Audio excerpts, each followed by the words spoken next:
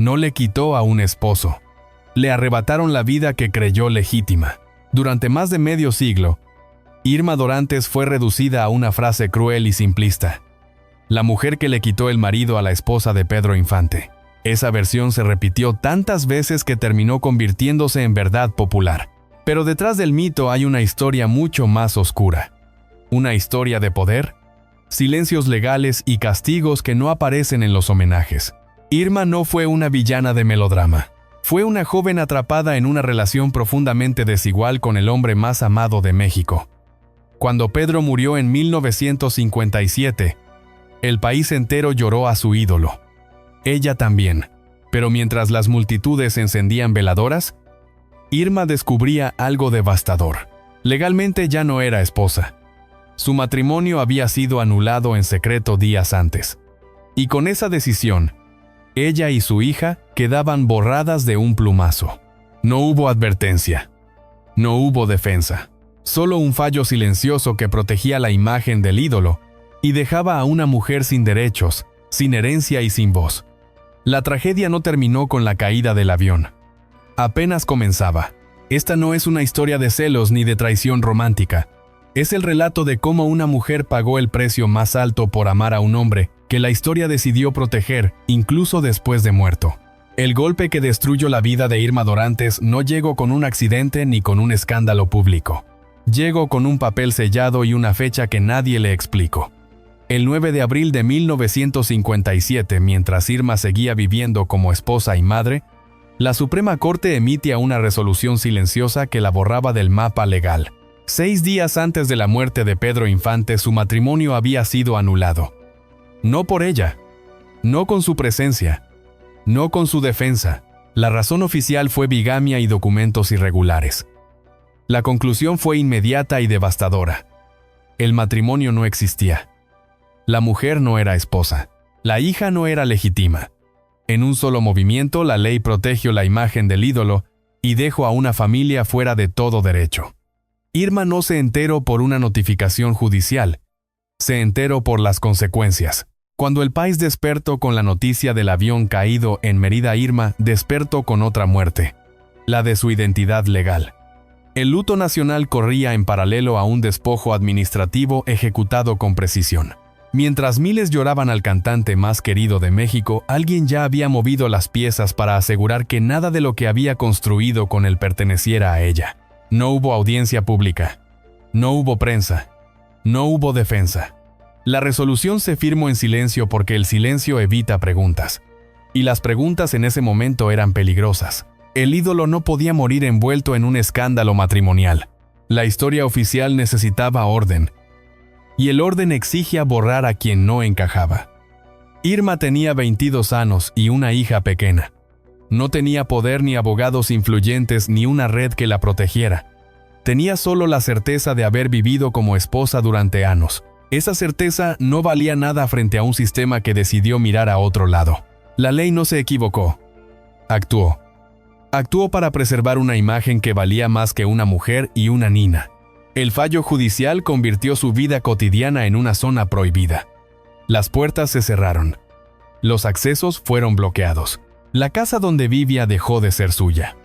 Los objetos desaparecieron. Los papeles cambiaron de manos.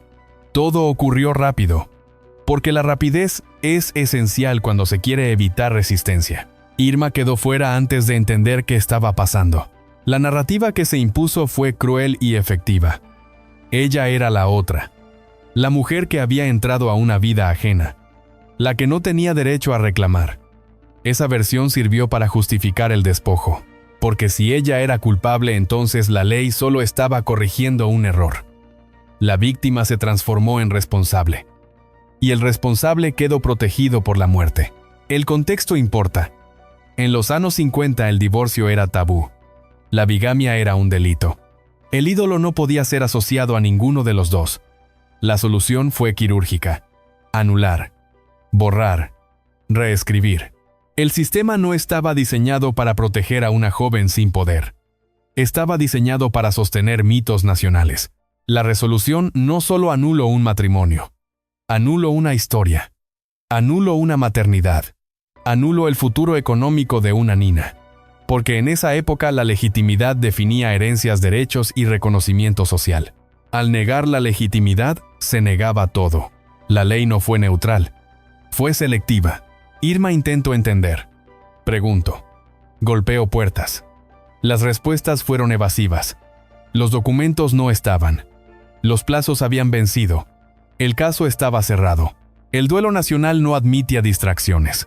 La tragedia privada no competía con la tragedia simbólica del país. La consecuencia fue inmediata. Sin estatus legal, Irma quedó expuesta a todo. A la hostilidad, a la burla, a la exclusión. El silencio se convirtió en una estrategia de supervivencia. Hablar significaba enfrentarse a un muro de devoción colectiva. Nadie quería escuchar una versión que ensuciara la memoria del ídolo. El fallo del 9 de abril fue el acto fundacional de todo lo que vendría después. Sin ese papel, nada de lo ocurrido habría sido posible. El despojo material, la estigmatización social, la precariedad económica. Todo arrancó ahí. En una sala donde Irma no estuvo y donde se decidió su destino. La pregunta que incomoda es simple. ¿Cómo pudo ocurrir sin ruido? La respuesta es más dura. Porque convenia. Convenia a muchos. Convenia al relato. Convenia al mercado. Convenia a la devoción. Cuando la ley se alinea con el mito, las personas sobran. Ese día Irma no perdió solo un nombre, perdido también la posibilidad de ser escuchada. Y cuando una mujer pierde la voz ante la ley, todo lo demás cae por su propio peso. El país siguió adelante. El ídolo fue enterrado con honores. Y una madre quedó sola sosteniendo a una hija marcada por una decisión que nadie quiso discutir. Ese fue el verdadero inicio de la tragedia. No el accidente. No el duelo, sino una firma silenciosa que convirtió el amor en delito y la maternidad en un problema. Lo que vino después fue solo la ejecución práctica de esa sentencia. Y el precio más alto no lo pagó el hombre que murió. Lo pagaron quienes quedaron vivas y sin derechos. El siguiente capítulo mostrará cómo ese fallo se transformó en una operación de despojo rápido, cómo los bienes cambiaron de manos, cómo las puertas se cerraron, y como el silencio se usó para terminar el trabajo. Porque una vez que la ley borra a alguien, todo lo demás resulta fácil. La historia entre Irma Dorantes y Pedro Infante comenzó mucho antes de los juzgados y los sellos oficiales. Comenzó en un set de filmación donde la diferencia de edad y poder era abismal. Irma tenía apenas 13 años. Pedro era ya un ídolo consolidado con influencia, dinero y una imagen cuidadosamente protegida. Lo que para muchos fue un romance, para ella fue una entrada prematura a un mundo que no estaba preparado para cuidarla. Irma venía de una familia humilde. Su llegada al cine no le dio protección, sino exposición. Pedro apareció como figura de respaldo. Un hombre admirado por todos que prometía seguridad en una industria feroz. Esa promesa fue suficiente para crear dependencia. No se trataba solo de afecto. Se trataba de sobrevivir en un entorno que devora a las jóvenes sin red. El desequilibrio estaba ahí desde el primer día. La relación se fue construyendo en secreto, no por romántica discreción, sino por necesidad. Pedro estaba casado. Su imagen pública no podía mancharse. La clandestinidad se convirtió en regla. Irma aprendió pronto que amar significaba esconderse, que preguntar traía problemas, que exigir era peligroso. Esa pedagogía del silencio marcó su lugar en la relación. Con el tiempo, Pedro asumió decisiones por ella. ¿Dónde vivir? ¿Con quién hablar? ¿Qué proyectos aceptar? La protección se mezcló con control. Irma confundió ambos porque nadie le había enseñado a distinguirlos. En una joven sin poder, el cuidado impuesto se vuelve ley. Y la ley no se cuestiona. Cuando llegó el matrimonio en 1953, Irma pensó que por fin tendría respaldo legal. Una vida ordenada. Un futuro claro para su hija. La ceremonia en Mérida fue presentada como solución definitiva. Pero la solución tenía fisuras. Los papeles eran opacos. Las firmas discutibles. Los acuerdos se movían en zonas grises. Irma confió porque no tenía alternativa. Confiar era la única forma de seguir. La maternidad no trajo calma. Trajo más presión. Ahora había que proteger también a una niña en medio de secretos. Pedro quería a su hija, pero no podía reconocerla plenamente sin afectar su imagen. El amor se vivía con restricciones. Irma aceptó más silencios, más renuncias, La promesa de regularizarlo todo quedó siempre para después. En ese contexto la desigualdad se profundizó. Pedro podía decidir cuándo aparecer y cuándo desaparecer. Podía prometer y posponer. Irma quedaba a la espera. Esa espera constante no era romántica. Era una forma de subordinación. La relación funcionaba porque ella cedía, no porque hubiera equilibrio. La industria miraba hacia otro lado. Nadie quería enfrentar al ídolo. Nadie iba a interceder por una joven sin apellido poderoso. El sistema protegía al hombre famoso y dejaba a la mujer en la intemperie. Esa asimetria no era un error. Era el diseño. Con los años Irma fue aislada de redes que podían ayudarla. Amistades que incomodaban se cortaban. Opiniones contrarias se desalentaban. La vida giraba alrededor de Pedro. Su agenda, sus miedos, sus prioridades. Irma quedó atrapada en un universo donde su voz tenía peso solo si no generaba ruido. Cuando el accidente ocurrió, todo ese andamiaje se derrumbó. Pero no de la forma que ella esperaba. La muerte no trajo justicia. Trajo una revelación brutal. La legalidad nunca había estado de su lado. El matrimonio que creía la protegía se volvió contra ella. Y el secreto que aceptó para amar se convirtió en prueba para borrarla. Mirando hacia atrás se entiende el mecanismo. Una relación nacida en desigualdad, sostenida por silencios y cerrada con un fallo judicial. Irma no le quitó a nadie un esposo. Fue colocada en una posición imposible desde el inicio. El sistema necesitaba una responsable, y la encontró en la parte más débil. Este capítulo no busca absolver ni condenar afectos. Busca mostrar el contexto real. Una joven sin poder atrapada en una estructura que priorizaba el mito sobre las personas.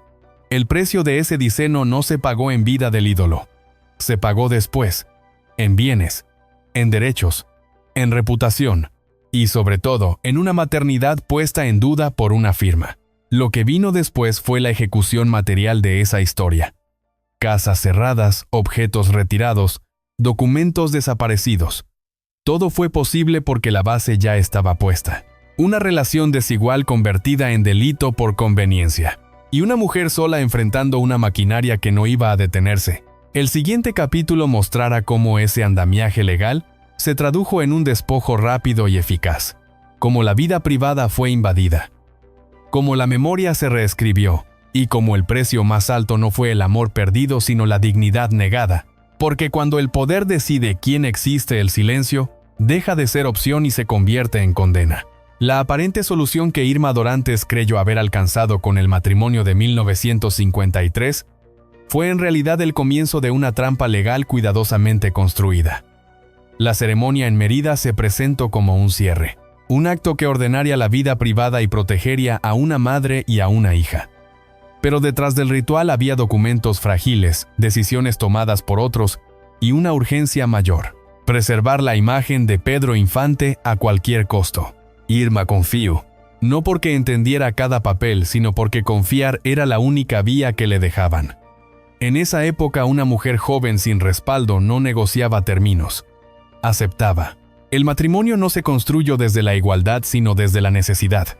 La necesidad de legitimar una vida clandestina, sin exponer al ídolo a un escándalo irreversible. Esa necesidad explicaría después por qué los cimientos eran tan débiles. Los detalles legales nunca le fueron explicados con claridad. Firmas, intermediarios, fechas que no cuadraban. Todo se movía en una zona gris. Lo importante era la apariencia, que el problema pareciera resuelto, que la prensa no preguntara, que los contratos siguieran fluyendo. La legalidad era un instrumento flexible cuando se trataba de proteger un mito nacional. Durante esos años Irma vivió una normalidad vigilada. Casa, familia, maternidad. Pero también restricciones, silencios y promesas aplazadas. El matrimonio no significó libertad, significó disciplina. Cuidar horarios, evitar miradas, no incomodar. La vida privada seguía siendo una extensión de la estrategia pública. Y ella seguía siendo la variable que debía ajustarse. La maternidad agregó otra capa de presión. Reconocer plenamente a la hija implicaba riesgos. La legitimización total chocaba con acuerdos previos con la primera esposa y con la narrativa oficial. Cada paso se media. Cada documento se posponía. Irma esperaba. Siempre esperaba. La espera se convirtió en su estado permanente. Detrás de esa espera había un miedo compartido por quienes manejaban el entorno del ídolo. El miedo a que una regularización completa abriera grietas legales y mediáticas. La bigamia era un delito. El divorcio un estigma. La solución fue mantener todo en suspenso. Un matrimonio que funcionaba en la vida diaria pero no resistía a una revisión profunda. Esa ambigüedad no fue accidental. Fue funcional. Mientras todo siguiera en pie, nadie preguntaría. Mientras Pedro estuviera vivo, el equilibrio precario se sostendría por la fuerza de su presencia. El problema era el después. Y el después llegó de la peor forma. Cuando el accidente aéreo se produjo, el andamiaje se activó de inmediato. Las piezas ya estaban listas. El fallo judicial no fue improvisado. Se ejecutó con una velocidad que solo se explica si todo estaba preparado. La anulación no fue una respuesta al caos. Fue una prevención. Un cierre anticipado de riesgos. Irma quedó atrapada entre dos tiempos. El de la vida que había vivido y el de la ley que decía que esa vida nunca existió. Esa fractura fue devastadora. Porque no se trataba de una disputa sentimental. Se trataba de la negación absoluta de su historia, de su maternidad, de su derecho a llorar como viuda. La casa que había sido hogar se volvió territorio vedado. Los accesos cambiaron, las llaves dejaron de servir. Objetos personales desaparecieron. Papeles fundamentales fueron retirados. Todo ocurrió con una eficiencia inquietante. La anulación había abierto la puerta para el despojo. Nadie le explicó el procedimiento. Nadie le ofreció acompañamiento. El duelo no importaba. La prioridad era ordenar bienes, proteger marcas, cerrar cuentas. La tragedia privada se gestionó como un problema administrativo, y ella fue tratada como una interferencia. La narrativa pública ayudó a completar el cuadro. La idea de que Irma había quitado a un esposo legítimo facilitó la aceptación social del castigo. Si ella era la culpable, entonces perderlo todo parecía justo. El juicio moral reemplazó al jurídico, y el jurídico ya había sido resuelto en su contra. El matrimonio de 1953 quedó reducido a una nota al pie. Un error corregido. Un paréntesis incómodo. La historia oficial siguió intacta. El ídolo murió sin manchas. La viuda legítima fue otra. Y una madre quedó sola sosteniendo una verdad que nadie quería escuchar. Este capítulo muestra la crudeza del mecanismo. No fue una traición romántica, fue una operación. Un matrimonio usado como contención temporal y descartado cuando dejó de servir. La legalidad no falló. Actuó como estaba diseñada, para proteger al poderoso y sacrificar a quien no tenía defensa. Lo que vino después fue la consecuencia directa. El vaciamiento material. La pelea por recuerdos. La lucha por la memoria. Pero esa lucha ya estaba perdida en el papel. Porque cuando la ley borra a una persona, todo lo demás se vuelve posible. El siguiente capítulo entrará en esa fase final. La del despojo ejecutado con rapidez. La de las puertas cerradas y los bienes trasladados. La de una mujer obligada a aceptar que el amor vivido no bastaba frente a un sistema decidido a reescribir la historia y a cobrar el precio más alto a quienes no podían responder. La muerte de Pedro Infante no solo cerró una vida, abrió una carrera contra el tiempo donde la prioridad no fue el duelo sino el control. Mientras el país entero lloraba al ídolo caído, una operación silenciosa se activaba para asegurar que nada quedara fuera de las manos correctas.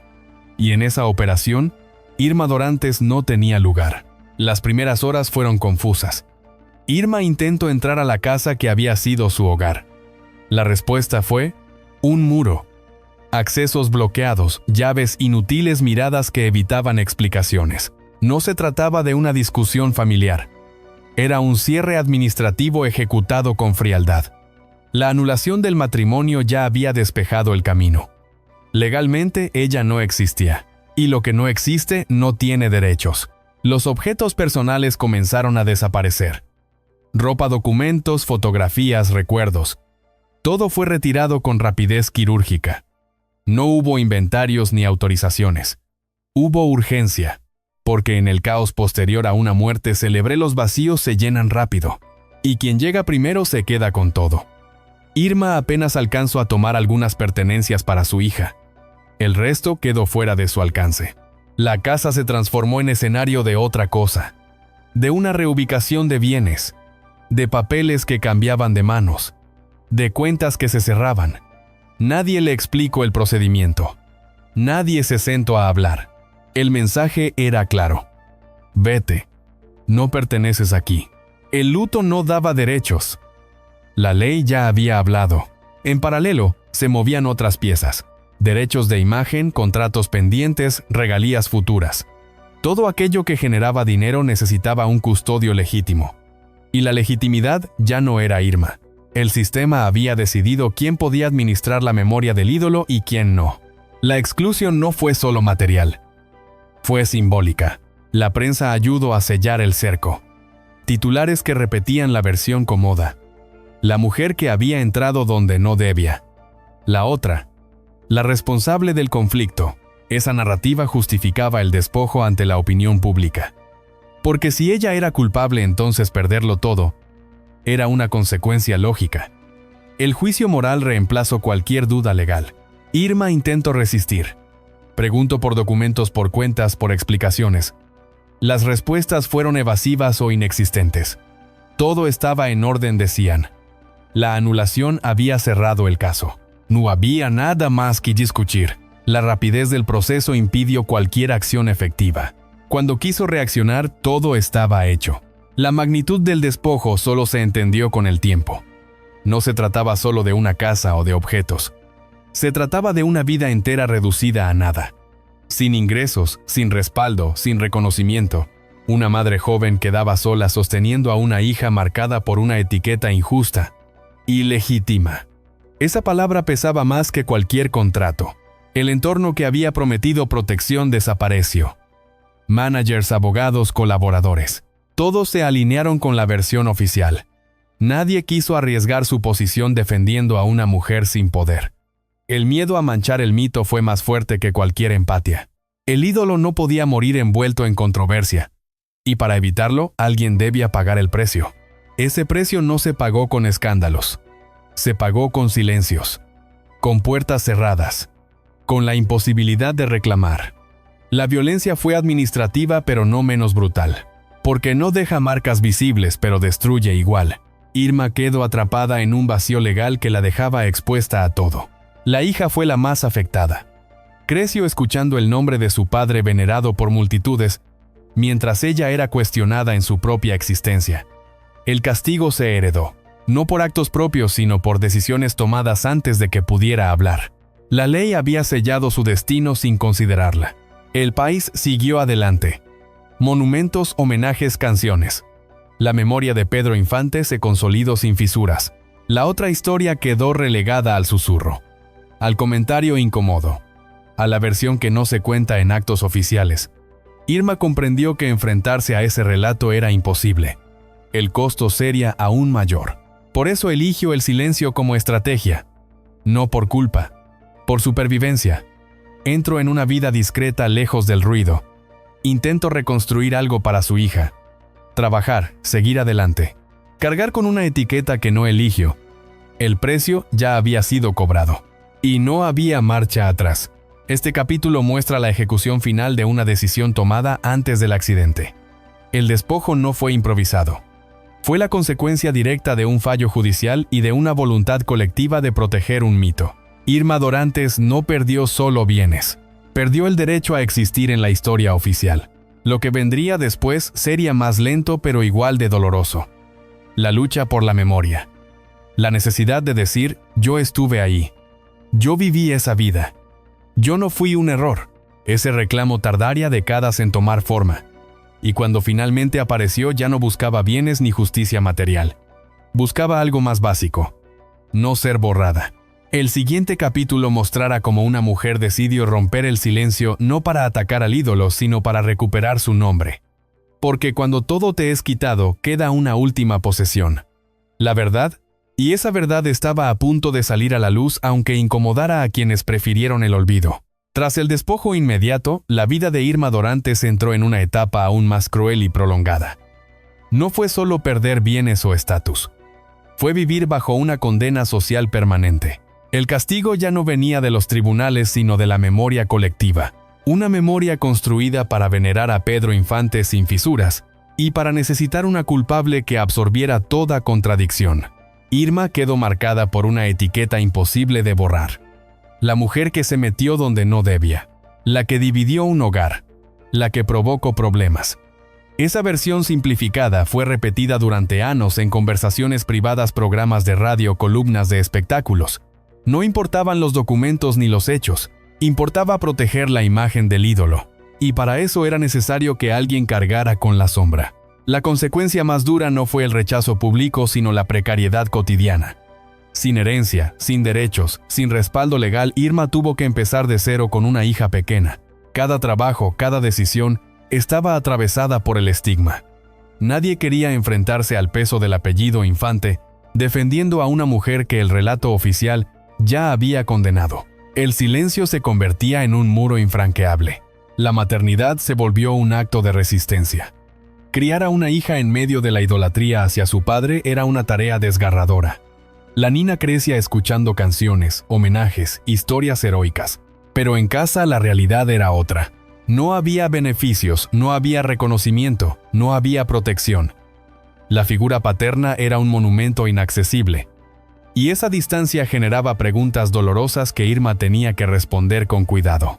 El daño no era solo económico, era identitario. La hija fue señalada como ilegítima. Esa palabra cargada de peso moral definía oportunidades, miradas, trato social. No importaba que fuera sangre del ídolo. La ley ya había hablado, y la sociedad replicaba esa sentencia sin cuestionarla. El castigo se extendía a la siguiente generación.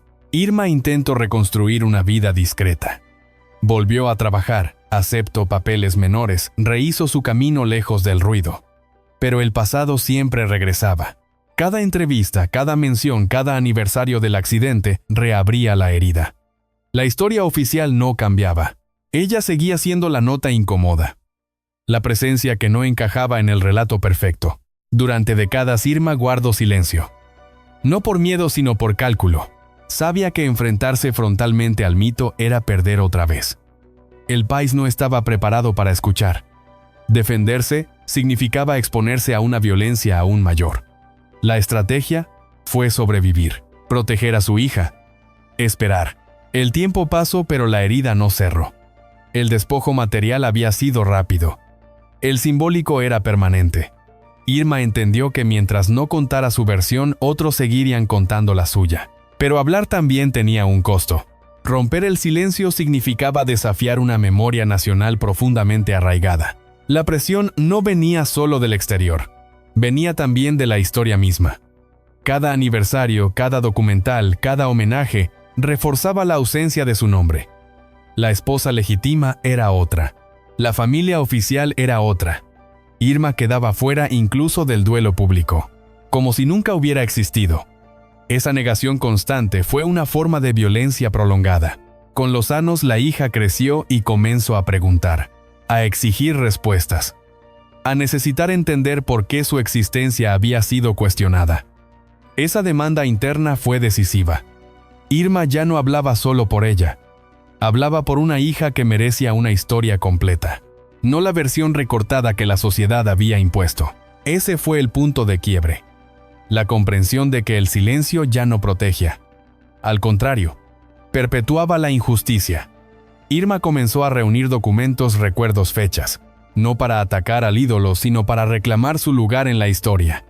Para decir, estuve ahí, viví esa vida, pagué ese precio. El proceso fue lento y doloroso. Revisar el pasado implicaba revivirlo, pero también ordenar lo que durante años había sido caos. La verdad no era sencilla ni cómoda. No había héroes absolutos ni villanos únicos. Había una estructura que protegió al poderoso y sacrificó a la más débil. Y esa estructura merecía ser nombrada. Irma entendió que no buscaba bienes ni indemnizaciones.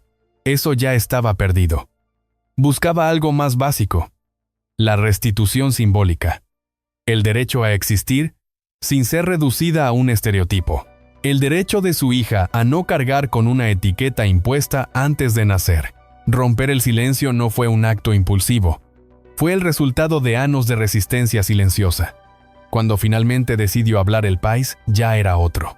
El tiempo había debilitado el mito lo suficiente para permitir preguntas. No para destruirlo, sino para complejizarlo. Y en esa complejidad, Irma podía existir. Este capítulo muestra el costo real de una historia mal contada. No el escándalo inicial, sino la condena prolongada. La vida entera vivida bajo una versión ajena.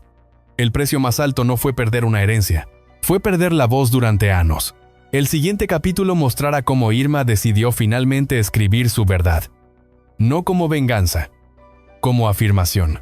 Porque cuando todo ha sido arrebatado queda una última herramienta, la palabra. Y esa palabra estaba lista para desafiar al silencio que la había rodeado durante toda una vida. La decisión de Irma Dorantes de romper el silencio no llegó como un estallido mediático.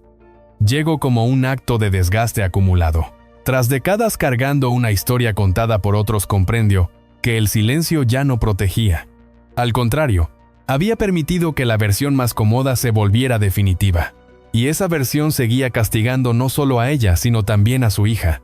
Durante años, Irma pensó que hablar era inútil, que enfrentarse al mito de Pedro Infante significaba perder otra vez. El país no quería escuchar grietas en la imagen del ídolo. Pero el tiempo pasó. Las generaciones cambiaron. Y con ellas apareció una pregunta nueva. ¿Qué pasó realmente con la mujer que desapareció del relato oficial? Esa pregunta abrió una rendija. Irma no buscó venganza. No quiso derribar estatuas ni reescribir la historia con odio. Quiso algo más simple y más difícil. Decir, yo estuve ahí. Existí. Esa afirmación básica había sido negada durante medio siglo. Recuperarla implicaba volver a mirar documentos, fechas y decisiones que muchos preferían olvidar. El proceso fue doloroso. Revisar el pasado significó revivir cada renuncia, cada humillación, cada puerta cerrada. Pero también le dio claridad. La tragedia no había sido un accidente. Había sido una secuencia. Una relación desigual, una legalidad frágil, una anulación silenciosa y un despojo ejecutado con rapidez. Todo estaba conectado. Cuando finalmente decidió escribir su libro, lo hizo con un tono sobrio. No hubo insultos ni acusaciones estridentes. Hubo hechos, fechas, contexto. Irma sabía que cualquier exceso emocional sería usado en su contra. Por eso eligió la precisión, la calma, la firmeza. No quería convencer a fanáticos. Quería dejar constancia. La publicación no generó el escándalo que muchos esperaban, pero generó algo más importante: incomodidad. Por primera vez, la versión oficial tenía que convivir con otra narración documentada. No era un chisme, era un testimonio. Y ese testimonio obligaba a repensar el rol de la ley, de la prensa y de la sociedad en una tragedia que se había prolongado demasiado. La reacción fue desigual. Algunos defendieron el mito con más fuerza. Otros comenzaron a dudar. Y esa duda fue una victoria silenciosa. Porque dudar significa abrir espacio. Y el espacio permite que una verdad antes imposible de decir encuentre oídos dispuestos. Para Irma, el gesto más importante no fue la reacción externa. Fue el impacto interno. Por primera vez pudo decirle a su hija: esta es nuestra historia. No la que te contaron. Esa restitución íntima fue el verdadero triunfo. La hija dejó de ser solo la heredera de un conflicto. Se convirtió en sujeto de una verdad recuperada. Hablar también tuvo un costo. Volvieron los ataques, los juicios, las etiquetas. Pero esta vez Irma no estaba sola ni desarmada. Tenía documentos, tiempo y una distancia emocional que antes no existía. El miedo había perdido fuerza. La historia ya no podía borrarse con facilidad. El acto de escribir fue también un acto político. No en el sentido partidista, sino en el más profundo. Nombrar una injusticia estructural. Mostrar cómo una mujer joven sin poder fue sacrificada para proteger una imagen nacional. Como la ley fue usada para ordenar el relato y no para impartir justicia. Esa denuncia no apuntaba a una persona, apuntaba a un sistema. Irma entendió que no obtendría reparación material. Eso ya no era posible. Pero la reparación simbólica sí. Y esa reparación comenzaba con algo tan simple como aparecer en la historia con nombre propio. No como nota al pie ni como villana. Como protagonista de una experiencia silenciada. Con el tiempo el libro se convirtió en referencia obligada para quienes querían entender el otro lado del mito. No destruyo la figura de Pedro Infante. La humanizo, mostro sus contradicciones, sus límites y las consecuencias de un poder mal gestionado. Y en esa humanización también aparecía Irma como alguien más que una etiqueta. Este capítulo no cierra con justicia plena ni con reconciliación total. Cierra con una verdad puesta en palabras. Una verdad que no busca aplauso, busca existencia. Porque a veces el precio más alto no es perder bienes ni estatus. Es ser borrada de la memoria colectiva. Irma Dorantes decidió no aceptar ese borrado. Tardó años. Pero cuando habló lo hizo con una claridad que ya no podía ser ignorada. Su historia quedó escrita. Y aunque incomode a quienes prefieren relatos simples, ya no puede ser eliminada con un fallo ni con un silencio. El siguiente y último capítulo mostrará el saldo final de esta historia. Que queda cuando el mito se agrieta. Que aprende una sociedad cuando mira hacia atrás sin fanatismo. Y cuál es el verdadero precio que paga una mujer cuando ama a un hombre protegido por la historia. Porque algunas deudas no se pagan con dinero ni con homenajes. Se pagan con memoria. El último tramo de la historia de Irma Dorantes no se parece a un final cerrado. Se parece a una herida que aprende a respirar. Tras la publicación de su testimonio, El País no cambió de opinión de un día para otro. Los mitos no caen así. Pero algo se movió. Una grieta lenta y persistente apareció en la versión única que durante décadas había protegido la imagen de Pedro Infante sin permitir preguntas. La reacción social fue ambigua. Hubo quienes rechazaron el relato de Irma por considerarlo una amenaza al recuerdo colectivo. Para ellos, cualquier matiz era un ataque. Pero también hubo lectores que reconocieron algo nuevo. La posibilidad de que una historia nacional pudiera contener zonas oscuras sin dejar de ser valiosa. Esa posibilidad incomodó más que cualquier acusación directa. Irma no buscó debates televisivos ni confrontaciones públicas. Su estrategia fue distinta. Dejó el testimonio ahí y regresó al silencio. No como huida, sino como control.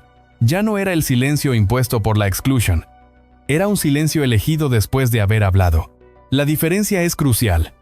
Porque cuando alguien habla y luego calla el relato, ya no puede borrarse. El paso del tiempo hizo su trabajo. Investigadores, periodistas y biógrafos comenzaron a citar su versión, no como escándalo, sino como fuente. El relato oficial se volvió más complejo. Aparecieron preguntas sobre el papel de la ley, sobre la responsabilidad del entorno y sobre la forma en que un país construye sus héroes. Irma no era ya solo la otra. Era un caso. Ese cambio no trajo reparaciones materiales ni disculpas públicas masivas, pero trajo algo que había sido negado: legitimidad narrativa. La posibilidad de decir que su experiencia también formaba parte de la historia del cine mexicano y de la cultura popular. No como apéndice, sino como pieza central de una tragedia estructural. La hija de Irma creció con esa restitución parcial. Ya no tenía que defender su existencia en soledad. Había documentos, palabras, contexto. La etiqueta de ilegítima perdió fuerza frente a la evidencia de una decisión legal injusta. La herida no desapareció, pero dejó de sangrar en silencio. Eso fue un cambio profundo. El saldo emocional para Irma fue contradictorio. Hablar alivio, pero también reabrió dolores. Cada aniversario, cada homenaje a Pedro Infante, traía consigo la conciencia de lo que nunca fue reconocido. Pero ahora había una diferencia. Ya no estaba obligada a callar para sobrevivir. Había elegido cuándo y cómo decir su verdad. La historia deja una pregunta incómoda para la memoria colectiva. ¿Qué precio estamos dispuestos a pagar para proteger a un ídolo, a quien sacrificamos cuando decidimos no mirar? El caso de Irma muestra que la protección del mito puede convertirse en violencia sistémica. Una violencia que no golpea con ruido, pero destruye vidas enteras. Este capítulo no busca condenar afectos ni negar el legado artístico de Pedro Infante. Busca separar al hombre del sistema que lo rodeó. Un sistema que priorizó la imagen sobre las personas, que usó la ley como herramienta de orden narrativo, y que encontró en una mujer joven sin poder el punto más fácil de sacrificio. El aprendizaje es duro. Las historias oficiales suelen ser limpias porque alguien se encarga de limpiar. Y esa limpieza deja residuos humanos. Irma Dorantes fue uno de esos residuos, invisibilizada para que el relato funcionara. Recuperar su lugar no destruye la historia. la vuelve más honesta. Al final lo que queda no es un veredicto definitivo, sino una invitación. Escuchar más de una versión. Aceptar que los héroes también generan daños. Entender que la justicia no siempre coincide con la ley. Y que el silencio de una mujer puede ser la prueba más clara de una estructura que falló. Irma pagó el precio más alto, no por amar, sino por no tener poder. Ese precio se cobró en bienes, en derechos y en reputación. Tardo décadas en decirlo. Cuando lo hizo no busco revancha, busco memoria. Y la memoria es el único lugar donde las injusticias pueden ser nombradas sin destruir lo que amamos. El relato queda abierto porque así es la historia real. No cierra con aplausos ni con absoluciones completas. Cierra con una verdad que ya no puede ser ignorada. Y con una pregunta que incomoda a cualquier sociedad que venera sin cuestionar. A quien dejamos afuera para sostener nuestros mitos. Esa pregunta es el verdadero legado de esta historia. El cierre de esta historia obliga a mirar más allá de los nombres propios. Lo que vivió Irma Dorantes no fue solo una tragedia personal. Fue el resultado de una elección colectiva. La de proteger un mito a cualquier costo. Durante años México decidió no preguntar porque preguntar incomodaba. Era más fácil repetir una versión simple que enfrentar una verdad compleja. El caso revela cómo el poder funciona cuando se mezcla con devoción. La ley no actuó en el vacío. Actuó dentro de una cultura que necesitaba a Pedro Infante limpio, perfecto, sin grietas. Para lograrlo, alguien tenía que desaparecer del encuadre. Y esa desaparición no fue simbólica. Fue legal, económica y moral. Una mujer y una niña quedaron fuera para que el relato siguiera funcionando. La pregunta final no es si hubo amor ni quién tuvo razón en lo íntimo. La pregunta es a quién protege la historia cuando decide callar. Y a quién castiga, porque cuando el silencio se vuelve norma, la injusticia se vuelve costumbre. Irma no perdió solo un matrimonio. Perdió el derecho a ser parte de la memoria sin ser señalada. Hoy su testimonio deja una lección incómoda. Los héroes nacionales no existen solos. Existen dentro de sistemas que los cuidan y de personas que pagan el precio de ese cuidado. Reconocer eso no destruye el legado artístico. Lo humaniza. Y humanizar es el primer paso para no repetir el mismo error. Esta historia no termina con una reparación plena.